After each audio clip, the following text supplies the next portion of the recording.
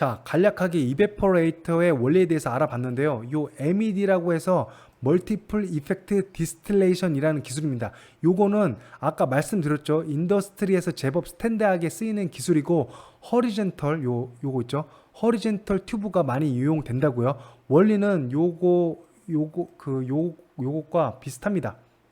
뭐 다른 원리가 있는 건 아니에요. 그냥 뜨거운 스팀이라든지 뜨거운 히팅 소스가 지나가는 튜브 위에다가 스프레이처럼 바닷물을 뿌려주는 어떤 이런 원리는 비슷합니다. 그래서 왼쪽은 요 이베퍼레이터가 하나만 있는 싱글 이펙트 이베퍼레이터고요. 요것들이 여러 개가 붙어 있는 것들이 있습니다. 요거를 멀티플 이펙트 이베퍼레이션이라고 하는 거예요. 그래서 요거를 MED 멀티플 이펙트 디스틸레이션이라고 한다라는 겁니다. 그래서 요거를 여러 개 붙여 놓으면 멀티플 이펙트 디스틸레이션이 되는 거라서 그래서 MED 기술이라는 것이고요. 요거는 이전에 설명을 드렸기 때문에 간단하게 넘어가도록 하겠습니다. 다음은 MVC라는 기술입니다. 메커니컬 베이퍼 컴프레션의 약자고요. 이 기술은 상당히 흥미로운 기술이에요. 저는 이 기술의 일부를 접목할까도 생각 중에 있습니다. 문헌에 따르면 이 기술은 RO 그 3탑 기술에 대한 경쟁으로 개발이 되었다고 나오고요.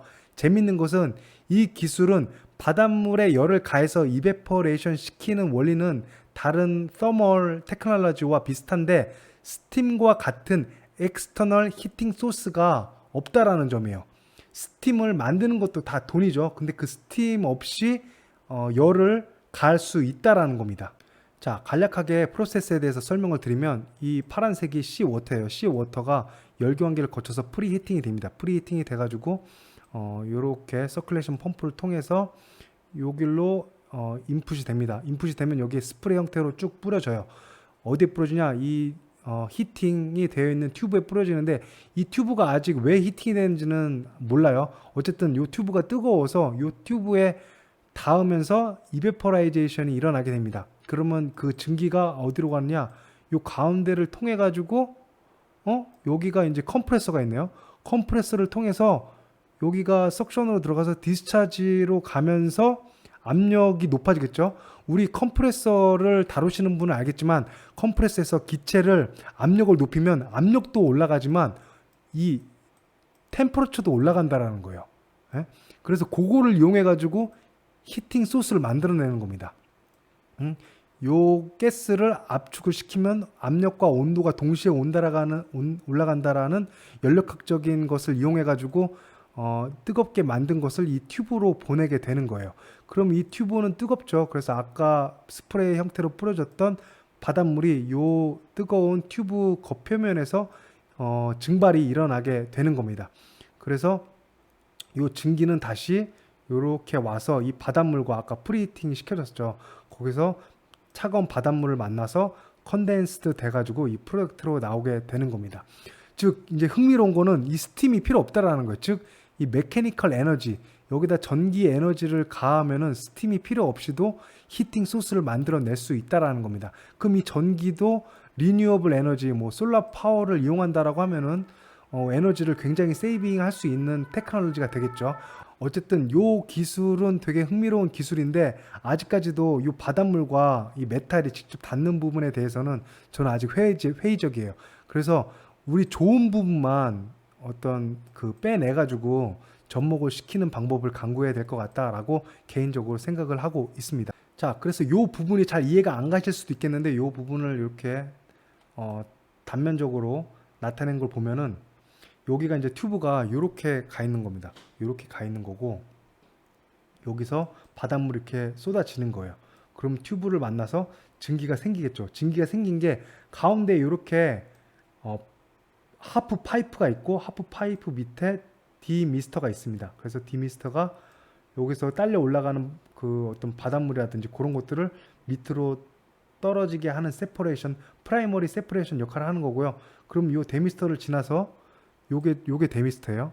데미스터를 지나서 증기만 이렇게 컴프레서의 석션으로 들어가게 되는 겁니다. 그래서 센트리퓨걸 포스에 의해서 바깥으로 압력이 높아지게 되는 거죠. 그래서 이렇게 둥글게 생겼다라는 겁니다. 그래서 문헌에서 나오기를 물론 캐파시티가 높진 않다라고 해요. 스몰 캐파시티라고 해요. 우리 MSF, MED, MSF에 대해서는 나중에 또 설명을 드릴 건데 우리 요 MED에 비해서도 캐파시티가 높은 편은 아니래요. 그게 이제 단점이겠죠. 하지만 오직 일렉트릭 파워만 필요해요. 스팀을 끓일 필요도 없어. 물을 끓여가지고 스팀을 만들 필요도 없어. 그래서 일렉트릭 파워만 필요하기 때문에 우리가 리뉴어블 에너지를 이용할 수 있는 좋은 방법이 될 수 있다라고 말하고 있고, 그리고 1큐빅미터의 퓨어 워터를 생산하는데 10에서 14kW의 전력이 필요하다 이렇게 되어 있는데, 요건 한번 다시 한번 확인해 볼 필요가 있겠습니다. 어쨌든 문헌에는 이런 식으로 나와 있다라고 말할 수 있겠습니다. 그리고 더 자세한 정보를 알고 싶으면 요 유튜브 요거를 참고해서 한번 들어가 보시면 조금 더 쉽게 동영상으로 이해할 수 있으실 거예요. 자, 다음은 이 MED와 MVC를 콤바인 시킨 겁니다. 요 부분은 MEC랑 똑같죠. 그런데 일반 MEC에서는 요 히팅 소스로 스팀을 사용했다라고 하면은 히팅 소스가 아니라 이 컴프레서를 이용해 가지고 그 스팀 증기를 가지고 다시 압축시켜서 온도를 높인 걸로 히팅 소스를 사용하는 방법이다. 이러한 두 가지를 접목한 테크놀로지도 있다라는 겁니다. 다음은 MSF 멀티 스테이지 플래시 디솔리네이션이라는 기술인데요. 두산중공업이 이 기술을 써서 프로젝트를 예전에 수행을 했더라고요. 이 유튜브에 올라와 있으니까 보시면 될 것 같습니다. 모르는 사람은 우리나라가 무슨 특별한 기술이 있는 줄 아는데 이 기술은 50년도 더 된 기술이고요. 물론 그 큰 프로젝트를 잘 관리하고 수행하는 능력도 무시할 수 없는 기술이지만요. 어떤 기본적인 기술은 되게 오래된 기술이다 라는 말씀을 드리고 싶고요. 자, 간단하게 프로세스에 대해 설명을 드리자면 일단은 크게 원 through 방식이 있고 서큘레이션 방식이 있습니다. 요거는 서큘레이션 방식은 또 설명을 다음 장에서 드릴 건데요. 자, 이 서큘레이션 방식이 원 through 방식보다는 큰 스케일에서 많이 쓰이는데요. 요 밑에 보이는 건 원 through 방식이에요. 자, 이 원 through라는 거는 말 그대로 이 시워터를 순환시키지 않고 한 번의 흐름으로 프로세스를 진행시킨다라는 겁니다. 자, 간단하게 구성 성분을 좀 알아보자면은 피드 시워터를 스크린해주는 피드 스크린이 있고, 케미컬이 필요한데 케미컬 도징 시스템이 있고, 여러 가지의 여러 개의 플래싱 스테이지가 있는데 요거 하나를 플래싱 스테이지라고 하고, 요 바닷물을 끓여주는 브라인 히터라는 것이 있게 되겠습니다. 자, 이 플래시라는 게 뭐냐라고 하면은 보통은 플랜트에서 리퀴드를 베이퍼로 바꾸는 방법이 여러 가지가 있겠지만 보통은 두 가지가 있습니다. 같은 압력에서 온도를 보일링 포인트까지 또는 버블 포인트까지 올려서 베이퍼라이징 하는 방법이 있고, 아니면 온도는 따로 조절하지 않고 압력을 낮추는 방법이 있습니다. 이렇게 압력을 낮춰서 베이퍼라이징 시키게 되면은 이거를 플래시 오프 시킨다라고 합니다. 보통 플랜트에서는. 자, 그러면 이 이름이 MSF인데 플래시라는 말이 들어가잖아요. 그 이야기는 압력을 그 바닷물의 조건의 베이퍼 프레셔보다 더 낮춤으로써 베이퍼라이징을 낮은 온도에서도 시키기 때문에 이 플래시라는 단어가 사용이 된 겁니다. 자, 그러면 간략하게 프로세스에 대해서 설명을 드리자면 이 시워터가 바다로부터 이렇게 들어오죠. 들어오면 어떻게 가냐면은 요 튜브 사이드로 이렇게 왔다 갔다 이렇게 하게 되는 겁니다. 튜브 사이드로 왔다 갔다 하고 이렇게 바닷물이 가서 여기서 뭐 스팀으로 인해서 히팅이 돼가지고, 예를 들면 뭐 110도C로 히팅이 된 다음에 요 플래싱 스테이지로 가서 쭉 이렇게 이동을 하는 겁니다. 그러면 어떻게 되겠어요? 증기가 이렇게 나오죠. 증기가 나오면은 아까 바닷물이 요 튜브 사이드로 왔다 갔다 한다라고 했잖아요. 그러면 이 바닷물은 온도가 낮겠죠. 이 110도의 증기보다 낮겠죠. 그러면 요 증기가 요 튜브의 차가운 튜브의 표면을 만나서 이 밑으로 떨어지게 되는 겁니다. 그래서 요 증류수가 밑으로 타서 여기로 프로덕트가 나오게 되는 거예요. 그래서 요게 실제 어떤 이 MSF 모듈을 사진을 찍은 건데요. 요게 바닷물이 요 튜브 요거를 나타낸 거예요. 요 왔다 갔다 하는 게 요겁니다. 왔다 갔다 이렇게 하는 겁니다. 그래서 보면은 바닷물이 이렇게 보이죠?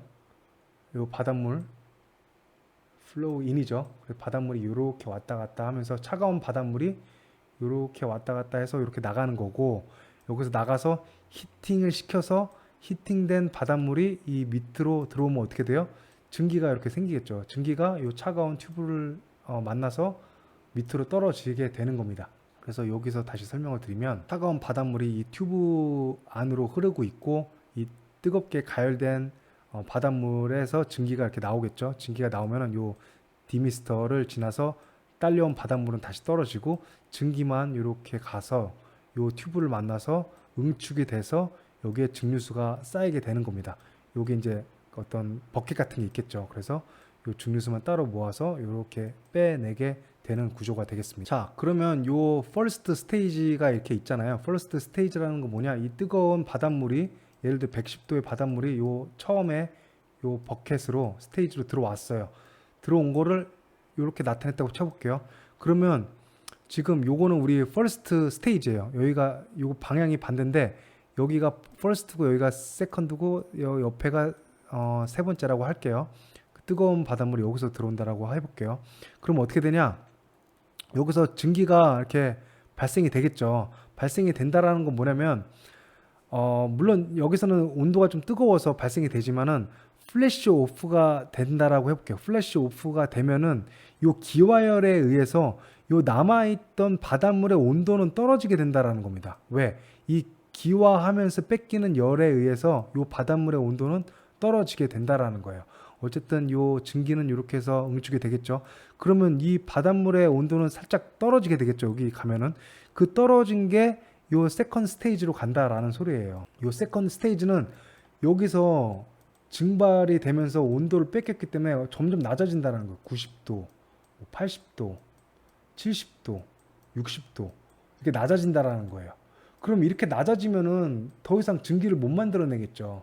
그렇게 해서 요 부분에서 그 증기를 만들어내기 위해서는 여기다 배큐음을 걸어주는 겁니다. 그래서 이게 보일링이 아니라 플래시 오프를 시켜준다라고 하는 거예요. 그래서 이 압력을 낮춤으로 인해서 보일링 포인트를 낮추고 플래시 오프 시키는 기술이 키 포인트가 되겠습니다. 그래서 요거는 플래시가 키 포인트다. 키 포인트 F라고 하는데 키 포인트인데, 그래서 압력을 낮춰주면은 우리가 낮은 온도에서도 증기를 뽑아낼 수가 있구나 라는 이 포인트도 잘 가지고 있다가 우리가 컨셉추얼 디자인 할 때 써먹을 수 있을까 없을까에 대한 것도 잘 염두에 두고 적용될 수 있으면 적용해서 조금 더 어드밴스드한 디자인을 만들어내는데 이용하면 좋을 것 같습니다. 그런데 이 여기 영상을 보시면 아시겠지만 이 기술의 단점은 뭐냐면 많은 양의 스팀이 필요해요. 이 많은 바닷물을 끓이기 위해서는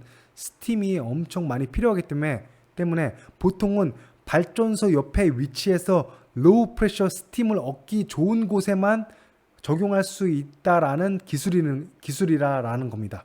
말이 잘 안 되는데요. 그래서 그곳이 크나큰 장점이자 단점이라는 거예요. 물론 주변에 발전소가 있으면 벌어지는 스팀을 재사용할 수 있으니까 굉장히 좋은 장점을 가진 기술인데, 만약에 발전소가 없는 곳은 이 기술을 적용할 수가 없는 거예요. 만약에 이 기술을 적용한다라고 하면은 스팀을 아예 처음부터 끓여서 만들어내야 되는데 굉장히 비효율적인 기술이 된다라는 이야기입니다. 자, 이번에는 MSF인데 서큘레이션 방식입니다. 이 방식의 큰 차이점은 플래시 스테이지가 두 개의 섹션으로 구성되어 있다라는 거예요. 이 두 개의 섹션으로 구성이 되어 있고, 하나는 이 힛 리커버리 섹션이고 다른 하나는 힛 리젝션 섹션입니다. 자, 요 힛 리커버리 섹션은 이전 슬라이드에서 설명드린 원스루에서랑 똑같다고 보시면 되고요. 이 다른 부분이 힛 리젝션 섹션인데, 보통 이 부분은 2개에서 3개 정도의 스테이지로 힛 리커버리 섹션보다 작게 구성이 됩니다. 그래서 이 힛 리젝션 섹션의 목적이 뭐냐면은 인테이크 시 워터의 온도를 조절할 수 있게 해준다는 것이랑 브라인 히터로부터 초과적으로 유입되는 열을 리젝트 하는 역할을 하게 되는 겁니다. 리젝션이라고 하면은 버리는 거죠. 뺏는 역할을 말하는 거예요. 자, 온도 조절의 역할이 있다라고 했는데 우리 원스루 방식을 한번 볼까요? 이거 좀 지우고 원스루 방식을 보면은 요 바닷물이 그대로 이렇게 들어오게 되잖아요. 그런데 이 바닷물이 항상 수온이 똑같겠습니까? 1년 내내 25도씨겠어요? 아니죠. 겨울에는 어떻게 되겠어요? 예를 들어 뭐 15도씨로 떨어질 수 있다라는 거잖아요. 우리 플랜트에서는 이 온도 조건이 왔다 갔다 거리는 거에 굉장히 민감합니다. 왜? 우리는 항상 일정하게 유지되기를 원하거든요. 그래서 여기에 온도 조절해주는 장치가 없다라고 하면은 이 온도에 따라서 여기가 이 밸런스가 계속 흔들리게 된다라는 거예요. 밸런스가 흔들리게 된다라는 거는 이 우리 아웃풋 있잖아요. 아웃풋의 스펙을 못 맞출 수도 있다라는 겁니다. 자, 예를 들면 우리가 요 큰 엄청난 규모의 장치를 만들었어요. 요걸 이만큼 큰 걸 만들었어. 근데 요걸 어떻게 만들었냐? 수온이 항상 25도씨라고 가정해서 틀린 가정이죠. 25도씨를 가정해서 이 엄청난 규모의 플랜트를 제작을 했어. 그런데 실제로 가져가 보니까 이 수온이 겨울에는 15도씨까지 떨어지네. 이렇게 하면 어떤 문제가 발생하느냐면은 이 25도씨로 다 설계를 다 맞춰놨는데 차가운 물이 이 마지막 스테이지, 이 N이 마지막 스테이지잖아요. 여기가 1번 스테이지고 요 마지막 스테이지로 차가운 바닷물이 15도씨의 바닷물이 들어온다라고 하면 어떻게 되겠어요? 여기 튜브로 차가운 물이 흐르니까 이 증기가 더 많이 응축이 되겠죠. 더 많이 응축이 되면 어떻게 됐어요? 여기가 순간적으로 베큐움이 더 걸리겠죠. 더 베큐움이 걸리면 어떻게 되겠습니까? 여기서 더 많은 어떤 증기가 플래시도 오프 돼가지고 베이퍼 양이 더 많이 생긴다라는 거예요. 그 더 많이 생기면 이 베이퍼의 벨로시티가 증가하고 데미스터에서 딸려오는 바닷물을 걸러내서 밑으로 떨어뜨려야 되는데 이 바닷물 성분이 여기로 딸려올 수 있다라는 거예요. 딸려오면 어떻게 돼요? 이 증류소 쪽으로 바닷물이 섞일 수 있다라는 거죠. 그러면 오프 스펙 나는 거예요. 짠물 마시게 되는 겁니다. 사람들이. 그렇기 때문에 이 25도씨를 항상 유지를 못한다라고 하면은 유지할 수 있는 장치가 필요하게 되는 거예요. 그래서 이렇게 바닷물의 수온이 일정치 않으니까 수온이 낮을 때를 대비해 가지고 여기에 2개에서 3개의 스테이지를 더 눈 다음에 프리히팅 시켜주는 역할을 하는 겁니다. 그래서 온도가 낮은 경우에는 프리히팅 시켜가지고 이렇게 온도를 좀 높여서 여기로 인젝션 시키면은 여기서는 항상 똑같은 어떤 그 컨덴싱 레이트 그리고 플래시드 오프 되는 베이퍼 양이 발생을 하게 되는 거겠죠. 자, 그리고 이 중요한 장치가 하나가 더 있는데 디에어레이터라는 장치입니다. 이 바닷물을 플래시 요 스테이지 있잖아요. 요 플래시 스테이지에 넣기 전에 바닷물에 녹아있을 O2라든지 CO2, N2와 같은 논 컨덴서블 가스를 빼주는 역할을 합니다. 왜 빼줘야 하냐? 이런 가스가 제거가 안 된 상태에서 요 플래싱 스테이지에 들어가면 일단 논 컨덴서블이니까 컨덴싱이 돼서 제거가 돼야 하는데 제거가 안 된다는 얘기겠죠. 즉 스테이지마다 요 그 논 컨덴서블 가스가 여기에 쌓일 수 있다라는 말입니다. 그 가스가 쌓여서 튜브 주위를 둘러싸면 정작 컨덴싱 되어야 하는 워터 베이퍼가 컨덴싱이 잘 안 일어나는 히트 트랜스퍼에 영향을 주게 되고, 다른 한 가지는 CO2, O2는 코로전에 있어서 아주 말썽을 많이 일으키는 가스들이기 때문에 가뜩이나 바닷물이라 코로전에 예민한데 O2, CO2, 탄산까지 있으면 금방 튜브에 빵꾸가 뚫리겠죠. 자, 그래서 간략하게 프로세스를 또 설명드리면은 여기에 인테이크 시워터가 들어가게 됩니다. 시워터가 들어가서 온도를 조절하게 되는 거예요. 어떻게 조절해요? 이렇게 서큘레이션 시키면서 온도를 조절하면서 온도가 어느 정도 되면은 이렇게 나가는 겁니다. 이렇게 나가서 디에어레이터를 지나서 여기서 논 컨덴서블 가스를 빼내는 거예요. 그럼 이걸 빼낼 수 있는 드라이빙 포스는 뭡니까? 베큐움을 걸어줘야 되는데 이 베큐움 스팀 이젝터를 통해 가지고 모티브 스팀을 통해 가지고 베큐움을 만들어 주는 겁니다. 요 라인을. 그래서 여기서 논 컨덴서블 가스를 빼주고 그런 가스가 없어진 바닷물이 이렇게 다시 이쪽으로 가서 여기로 나와서 이제 퍼스트가 아니라 라스트죠. 여기가 라스트 플래싱 스테이지에 들어가게 돼서 여기서 이제 왔다 갔다 해서 어떻게 해요? 이렇게 브라인 히터를 거쳐서 여기서 뜨겁게 110도로 가열이 되는 겁니다. 가열이 되면은 각 스테이지마다 여기는 110도겠죠. 그럼 여기도 온도가 떨어지겠죠. 이 기화열에 의해서 뺏겨가지고 그럼 여기 70도, 나중에 뭐 여기 뭐 80도, 60도, 뭐 50도 이렇게 떨어지겠죠. 그 대신 이렇게 백큐음을 걸어주는 장치가 이렇게 있습니다. 그래서 여기가 다 백큐음 걸어주는 거죠. 이렇게 백큐음 스팀 이젝터로 해가지고, 그래서 여기에 챔버들의 압력은 다 바큐음이다. 그 A10보다 낮은 상태다라는 겁니다. 그래서 여기로 그 다는 아니고 몇은 순환해가지고 온도를 맞춰주고, 그리고 또 하나는 여기로 가서 쿨링 시켜주는 역할을 하는 겁니다. 그래서 간단하게 매스 밸런스를 보면은 이 총 들어가는 워터 양이 있겠죠. 이 워터의 양은 시 워터의 양은 요 피드, 이 챔버로 들어가는 피드 양 플러스 쿨링 시 워터, 여기에서 쓰이는 시 워터 플러스가 되겠죠. 요 양은 요거 플러스 요거가 된다라는 겁니다. 그래서 제가 알기로는 거의 이렇게 상업적으로 쓰이는 어떤 이 MSF 기술은 이렇게 원스루인 방식이 아니라 다 서큘레이션 방식으로 저는 알고 있어요. 만약에 아니라고 하면은 내가 했던 건 원스루 방식인데 라고 하면은 댓글로 알려주세요. 문헌에 나와 있기로는 다 요 서큘레이션 방식으로 요 베큐um 스팀 이젝터 사용해가지고 베큐um 만들어내고, 뒤에 에어레이터 있고 케미컬 도징 시스템 있고 하는 요렇게 짜여진 시스템이 우리 커머셜 MSF의 디자인 베이시스가 될 수 있겠다라고 말씀을 드릴 수 있을 것 같습니다.